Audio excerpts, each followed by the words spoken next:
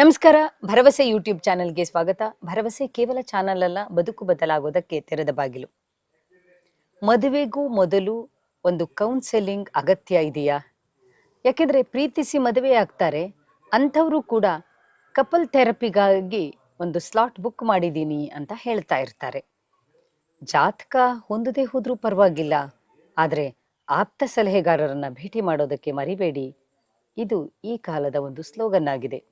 ಅಷ್ಟೇ ಅಲ್ಲ, ಕೇವಲ ಹುಡುಗ ಹುಡುಗಿ ಇಬ್ಬರೇ ಮಾತ್ರ ಅಲ್ಲ ಆಪ್ತ ಸಲಹೆಗೆ ಹೋಗುವವರು. ಹುಡುಗ ಹುಡುಗಿಯ ತಂದೆ ತಾಯಿ ಕೂಡ ಆಪ್ತ ಸಲಹೆಗಾರರನ್ನ ಭೇಟಿ ಮಾಡಿ ಎನ್ನುವಂತ ಮಾತು ಕೇಳಿ ಬರ್ತಾ ಇದೆ. ಸಾಮಾಜಿಕ ಕಾಳಜಿಯಿಂದ, ಜನಪರ ಉದ್ದೇಶದಿಂದ ಅನುರಾಗ ಮೆಟ್ರಿಮೋನಿ ಈ ವಿಡಿಯೋವನ್ನ ಪ್ರಾಯೋಜಿಸಿದೆ. ಅನುರಾಗ ಮೆಟ್ರಿಮೋನಿ ಅವರಿಗೆ ನಮ್ಮ ಕೃತಜ್ಞತೆಗಳು.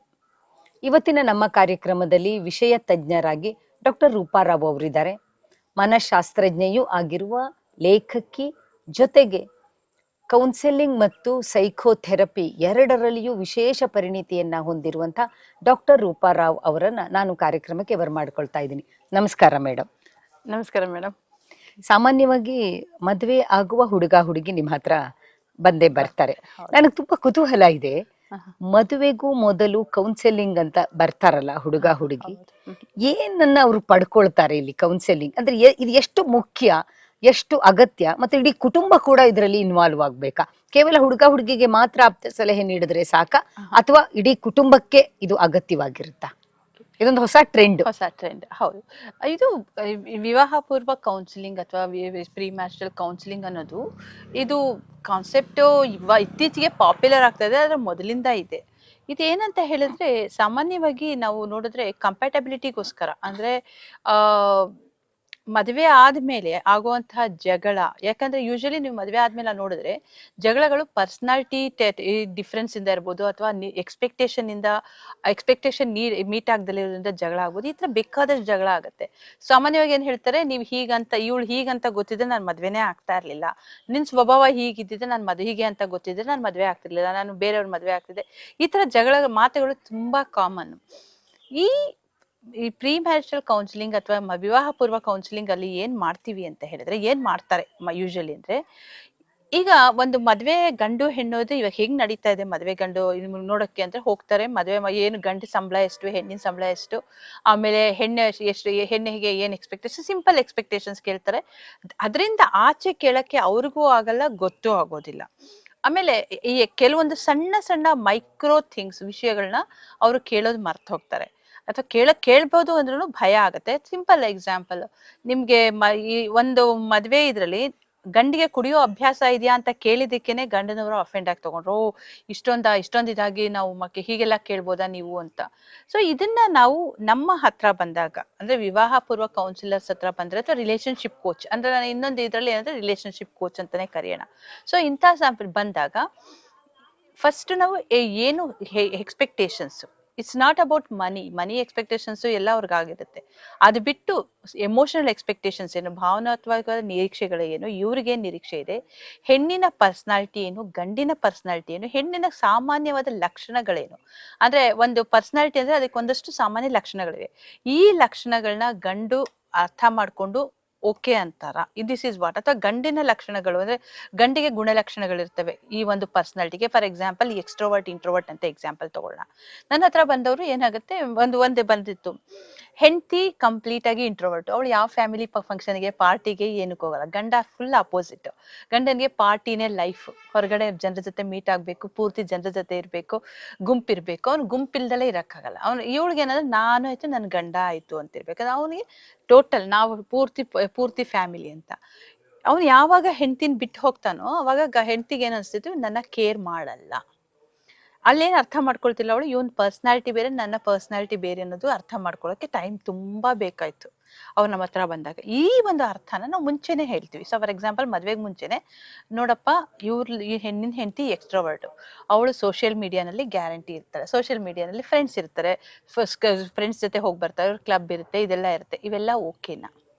ಅಂದ್ರೆ this based on this personality.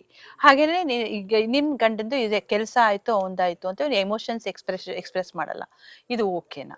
ಈ ತರ ಇದ್ದಾಗ ನೀವು ಹೆಂಗ್ ಸರಿ ಮಾಡ್ಕೊಳ್ಬಹುದು? Difference of opinions, difference of characters ಇದ್ದಾಗ ನೀವು ಯಾವ ರೀತಿ ಅಡ್ಜಸ್ಟ್ಮೆಂಟ್ ಮಾಡ್ಕೊಂಡು, ಯಾವ ರೀತಿ ಅರ್ಥ ಮಾಡ್ಕೊಂಡು ನೀವು ಹೋಗ್ಬಹುದು, ಮುಂದೆ ಹೋಗ್ಬೋದು, ಲೀಡ್ ಮಾಡ್ಬೋದು ಅಂತ. ಸೊ ಮುಂಚೆನೆ, ಮದುವೆಗೆ ಮುಂಚೆನೆ ಕೆಲವೊಂದು ವಿಷಯಗಳನ್ನ ತಿಳ್ಕೊಂಡು ಅರ್ಥ ಮಾಡ್ಕೊಂಡು ಹೋಗೋದು ಅವ್ರಿಗೆ ಈಸಿ ಆಗುತ್ತೆ. ಇಷ್ಟಲ್ಲದೆ ಮದ್ವೆ ಆದಾಗ ಒಂದು ಎಕ್ಸ್ಪೆಕ್ಟೇಷನ್ಸ್, ಎಲ್ಲ ಎಕ್ಸ್ಪೆಕ್ಟೇಷನ್ಸ್ ರೀಚ್ ಆಗಲ್ಲ. ಕೆಲವೊಂದು ಎಕ್ಸ್ಪೆಕ್ಟೇಷನ್ಸ್ ರೀಚ್ ಆಗದೇ ಇದ್ದಾಗ ಹೇಗಿರ್ಬೇಕು? ಸೊ ಈಗ ಮದ್ವೆಗೆ ಮುಂಚೆ ಎಲ್ಲ ಎಕ್ಸ್ಪೆಕ್ಟೇಷನ್ಸ್ ಹೇಳಿರಲ್ಲ, ಆಮೇಲೆ ಒಂದೊಂದಾಗಿ ಹುಟ್ಕೊಳ್ಳುತ್ತೆ. ಕೆಲವೊಂದು ಎಕ್ಸ್ಪೆಕ್ಟೇಷನ್ ಆಮೇಲೆ ಹುಟ್ಕೊಳ್ಳುತ್ತೆ. ನಾನು ಅವಾಗಲೇ ಹೇಳ್ತಿದ್ದೆ, ಏನೇನೋ ಹೊಸದೇನೋ ನೋಡ್ತಾರೆ, ನನ್ಗೆ ಅದು ಬೇಕು, ಇದು ಬೇಕು, ಹೀಗಿರ್ಬೇಕು, ನನ್ನ ಹೆಂಡತಿ ಹೀಗಿರ್ಬೇಕು, ನನ್ನ ಗಂಡ ಹೀಗಿರ್ಬೇಕು, ಈ ತರ ಎಲ್ಲ ಎಕ್ಸ್ಪೆಕ್ಟೇಷನ್ಸ್ ಬರುತ್ತೆ. ಅಂತ ಟೈಮಲ್ಲಿ ರೀಚ್ ಮಾಡಕ್ಕಾಗದಲ್ಲೇ ಇದ್ರೆ ಏನ್ ಮಾಡ್ತೀರಾ? ಈ ತರ ಕೆಲವೊಂದು ವಿಷಯಗಳನ್ನ ನಾವು ಮಾತಾಡ್ತಾ ಆಮೇಲೆ ಗಂಡು ಹೆಣ್ಣು ಮಾತಾಡೋದಕ್ಕೆ ಬಿಟ್ಟಾಗ ಅವರಿಬ್ರು ಹೆಚ್ಚು ಮಾತಾಡ್ತಿರ್ತಾ ಇದ್ರ ಬಗ್ಗೆ ನಾವೇನ್ ಮಾಡ್ತೀವಿ, fall in love, how to fall in love in 36 questions 36 minutes ಅಂತ ಒಂದು ಎಕ್ಸಸೈಸ್ ಮಾಡ್ತೀವಿ. ಆ ಎಕ್ಸಸೈಸ್ ಅಲ್ಲಿ ಸೊ ಎಲ್ಲಾ ಕಷ್ಟ, ಎಲ್ಲಾ ನಷ್ಟ ಅಥವಾ ಎಲ್ಲಾ ಡಿಫ್ರೆನ್ಸ್ ಒಪಿನಿಯನ್ಗಿಂತ ಮಧ್ಯದಲ್ಲಿ ಬರೋದು ಇಂಪಾರ್ಟೆಂಟ್ ಏನಂದ್ರೆ ಅವರಿಬ್ಬರ ಮಧ್ಯದಲ್ಲಿ ಆ ಪ್ರೀತಿ ಇದೆಯಾ ಅಂತ. ಆ ಪ್ರೀತಿ ಅನ್ನೋದಿತ್ತಂದ್ರೆ ಎಲ್ಲವೂ ಹೊರಟೋಗ್ಬಿಡುತ್ತೆ. ಆ ಪ್ರೀತಿ ಅನ್ನೋದು ಹುಡ್ದಲೆ ಇರ್ದಲೆ ಸುಮ್ನೆ, ಅಥವಾ ಈಗ ನೋಡಿ, ಒಂದು ಗಂಡು ಹೆಣ್ಣು ಬಂದಾಗ ನನಗೆ ಎಂಗೇಜ್ ಆಗಿದೆ ಅಂದ್ರೆ ಆ ಗಂಡಿಗೆ ನನಗೆ ಇವಳು ನನ್ನವಳು ಅಂತ ಹೇಳಿ ಮನ್ಸು ಬರ್ಬೇಕು, ಹೆಣ್ಣಿಗೆ ನನ್ನವನು ಅಂತ ಬರ್ಬೇಕು. ಅಂದ್ರೆ ಆ ಒಂದು ಪ್ರೀತಿ ಅಂದ್ರೆ ನಾವು ಲವ್ ಟ್ರಯಾಂಗಲ್ ಅಂತ ಹೇಳ್ತಿರ್ತೀವಿ. ಆ ಲವ್ ಟ್ರಯಾಂಗಲ್ ಅಲ್ಲಿ 3 ಕಂಪ್ಲೀಟ್ ಕಮಿಟ್ಮೆಂಟ್, ಪ್ಯಾಷನ್ ಅಂಡ್ ಇದು ಅಟ್ರಾಕ್ಷನ್, ಈ 3 ಬಂದಾಗ, ಒಟ್ಟಿಗೆ ಬಂದಾಗ ಅವರಿಗೆ ಆ ಲವ್ ಅನ್ನೋದು ಕಂಪ್ಲೀಟ್ ಆಗುತ್ತೆ. ಆ ಲವ್ ಕಂಪ್ಲೀಟ್ ಆಗಿದ್ರೆ ಎಲ್ಲ ಸಾಧ್ಯ. ಅದಕ್ಕೋಸ್ಕರ ಆ ಒಂದು ಎನ್ವೈರ್ಮೆಂಟ್ ನ ಕ್ರಿಯೇಟ್ ಮಾಡಿಸ್ತೀವಿ. ಇದು ಒಂದು first phase. Second phase family expectations ತುಂಬಾ ಇಂಪಾರ್ಟೆಂಟ್. ಫ್ಯಾಮಿಲಿ, ಇವಳು ಈ ತರ ಬಟ್ಟೆ ಹಾಕೋಬಾರ್ದು, ಅಥವಾ ಇವ್ರು ನಮ್ಮ ಫ್ಯಾಮಿಲಿ ಫ್ರೆಂಡ್ಸಿಗೆ ಬರಬೇಕು, ಈ ತರ ಎಲ್ಲ ಬಂದಾಗ ಅಂತಹ ಎಕ್ಸ್ಪೆಕ್ಟೇಷನ್ಸ್ ಸಹ ನಾವೇನ್ ಮಾಡ್ತೀವಿ, will go for families. Next family ಅಂದ್ರೆ ಎಸ್ಪೆಷಲಿ ಅವ್ರ ಜೊತೆಲಿ ಇರ್ಬೇಕಾ, ಅತ್ತೆ ಅಳಿಯ ಅಥವಾ ಅತ್ತೆ ಸೊಸೆ, ಇವರಿಬ್ಬರ ಎಕ್ಸ್ಪೆಕ್ಟೇಷನ್ಸ್, ಇವರಿಬ್ಬರ ಮಧ್ಯದಲ್ಲಿ ಯಾವ ತರ ಸಂಬಂಧಗಳಿವೆ, ಇದೆಲ್ಲವನ್ನು ನಾವು ಒಂದೊಂದಾಗಿ ಲೇಯರ್ ಬೈ ಲೇಯರ್ ನಾವು ಬಿಡಿಸ್ತಾ ಹೋಗ್ತೀವಿ. So this is what we do in pre counselling. It's a very big process. Actually ನಾನು ಹೇಳಿದಷ್ಟು ಇದಿಲ್ಲ, ತುಂಬಾ ದೊಡ್ಡ ಪ್ರಾಸೆಸ್. ಬಟ್ ಯೂಶಲಿ ಇದನ್ನ ರೆಗ್ಯುಲರ್ ಆಗಿ ಮಾಡಿಸ್ಕೊಂಡ್ರೆ ಅವ್ರಿಗೆ ಯೂಸ್ ಆಗುತ್ತೆ. ಅಂದ್ರೆ ಐ ಆಮ್ ನಾಟ್ ಟೆಲಿಂಗ್ ಎಲ್ಲ 100% ಸರಿ ಹೋಗುತ್ತೆ ಅಂತಲ್ಲ, ಬಟ್ ಒಂದು ಏನಂತಾರೆ, ಉಗ್ರಲ್ಲಿ ಹೋಗೋ ಇದಕ್ಕೆ ಕೊಡ್ಲಿಲ್ ಹೋಗೋದು ಒಂದು ಉಗ್ರಲ್ಲಿ ಹೋಗುತ್ತೆ ಅಂತಾರಲ್ಲ, ಅಷ್ಟು ಚಿಕ್ಕದಾಗಿ ಹೊರಟೋಗ್ಬಿಡತ್ತೆ.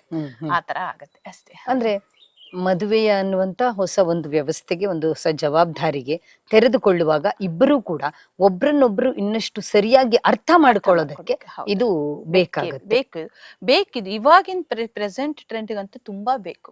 ಯಾಕಂದ್ರೆ ಮೊದಲಿದ್ದು ಏನಂತ ಹೇಳಿದ್ರೆ ಮ್ಯೂಚುವಲ್ ಡಿಪೆಂಡೆನ್ಸಿ ಇತ್ತು ಯಾವಾಗ ಮದ್ವೆ ಆ ಕಾಲದಲ್ಲೆಲ್ಲ. ಇವಾಗ ಮ್ಯೂಚುವಲ್ ಡಿಪೆಂಡೆನ್ಸಿ ಕಡಿಮೆ ಆಗಿದೆ. ಈಗ ಎಮೋಷನಲ್ ಡಿಪೆಂಡೆನ್ಸಿ ಮಾತ್ರ ಇದೆ. ಮ್ಯೂಚುವಲ್ ಎಮೋಷನಲ್ ಡಿಪೆಂಡೆನ್ಸಿ, ಬೇರೆ ಯಾವುದೇ ರೀತಿ ಡಿಪೆಂಡೆನ್ಸಿ ಇಲ್ಲ. ಸೊ ಆ ಎಮೋಷನ್ಸ್ ಒಂದ್ ಸ್ವಲ್ಪ ಏಟಾಯ್ತಂದ್ರೂ ಹೊರಗಡೆ ಬರಕ್ ರೆಡಿ ಆಗಿರ್ತಾರೆ. ಸೊ ಅದಕ್ಕೋಸ್ಕರ ಆ ಎಮೋಷನಲ್ ಬಾಂಡಿಂಗ್ ಮಾಡ್ಬೇಕು ಅಂದ್ರೆ pre marriage counselling important. Okay, ನಾವು ನಮ್ಮ ವಿಡಿಯೋಗಳಲ್ಲಿ ತುಂಬಾ ಸಾರಿ ಹೇಳ್ತಾ ಬಂದಿದ್ದೀವಿ, ಮದುವೆಗೂ ಮೊದಲು ಒಂದು ಆಪ್ತ ಸಲಹೆಯ ನೆರವನ್ನ ಪಡ್ಕೊಳ್ಳಿ. ಹಾಗಂತ ಹೇಳಿದ್ರೆ ಸಮಸ್ಯೆ ಇದೆ ಅಂತ ಖಂಡಿತ ಅಲ್ಲ. ಇನ್ನಷ್ಟು ಅರ್ಥ ಮಾಡ್ಕೊಳ್ಳೋದಕ್ಕೆ, ಇನ್ನಷ್ಟು ಅರ್ಥಪೂರ್ಣವಾದಂತಹ ಜೀವನವನ್ನ ನಡೆಸೋದಕ್ಕೆ ಮದುವೆಗೂ ಮೊದಲು ಹುಡುಗ ಹುಡುಗಿ ಒಬ್ಬ ಆಪ್ತ ಸಲಹೆಗಾರರ ಹತ್ರ ಹೋಗಿ ಅವರ ಇಬ್ಬರ ನಿರೀಕ್ಷೆಗಳು ಏನೇನು ಅನ್ನೋದನ್ನ ಮನಬಿಚ್ಚಿ ಮಾತನಾಡುವ ಒಂದು ವ್ಯವಸ್ಥೆ ನಿರ್ಮಾಣ ಆಗಬೇಕು. ಮದುವೆಗೂ ಮೊದಲು ಇನ್ಯಾವುದೇ ಶಾಸ್ತ್ರಗಳನ್ನ ನೀವು ಮಾಡಿಸದೆ ಹೋದ್ರೂ ಪರವಾಗಿಲ್ವೇನೋ, ಆದ್ರೆ ಆಪ್ತ ಸಲಹೆಯನ್ನ ತೆಗೆದುಕೊಳ್ಳೋದನ್ನ ಮರಿಬೇಡಿ ಅನ್ನೋದನ್ನ ಮತ್ತೊಮ್ಮೆ ಹೇಳ್ತಾ, ಭರವಸೆ ವಿವಾಹದ ಕುರಿತಾದಂತಹ ಎಷ್ಟೊಂದು ಎಪಿಸೋಡ್ಸ್ ಅನ್ನ ಹಾಕಿದೆ. ಪ್ಲೇ ಲಿಸ್ಟ್ ಅಲ್ಲಿ ಕೂಡ ಅದು ಎಲ್ಲವನ್ನು ಹೇಳಿದೀವಿ. ಎಷ್ಟೊಂದ್ರೆ ಏನು ಪ್ರಶ್ನೆಯನ್ನ ಕೇಳಬೇಕು ಹುಡುಗನಿಗೆ, ಹುಡುಗನಿಗೆ ಏನು ಪ್ರಶ್ನೆಯನ್ನು ಕೇಳಬೇಕು ಅಂಥ ವಿವರಗಳನ್ನು ಕೂಡ ನಾವು ಕೊಡ್ತಾ ಬಂದಿದ್ದೀವಿ. ದಯವಿಟ್ಟು ಗಮನಿಸಿ. ಭರವಸೆಗೆ ಸಬ್ಸ್ಕ್ರೈಬ್ ಮಾಡಿ, ಶೇರ್ ಮಾಡಿ, ನಿಮ್ಮ ಬಂಧು ಮಿತ್ರರ ಜೊತೆಗೆ ಹಂಚಿಕೊಳ್ಳಿ. ನಮಸ್ಕಾರ.